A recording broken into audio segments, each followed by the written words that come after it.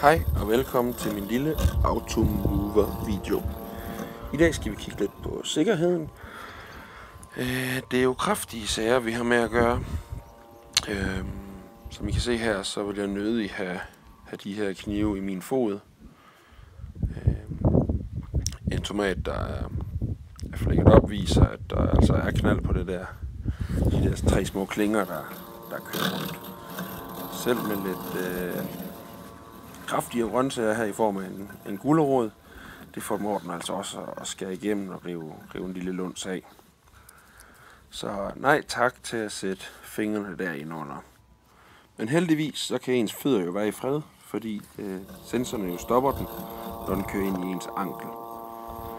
Selv med min størrelse 50 formår den altså ikke at komme ind og så meget som bare markere et lille snit i skoen, fordi den kører ind i anklen før at skoen når ind til bladene. Her kan vi se, hvor langt der egentlig er ind til bladene, og selv med en kæmpe sko og en flad sko, så kan den altså ikke komme helt ind og blive kritisk. Her er en lille 5-årig drengsko, og som vi kan se, så er han altså også i sikkerhed, fordi den vil stoppe på hans ankel,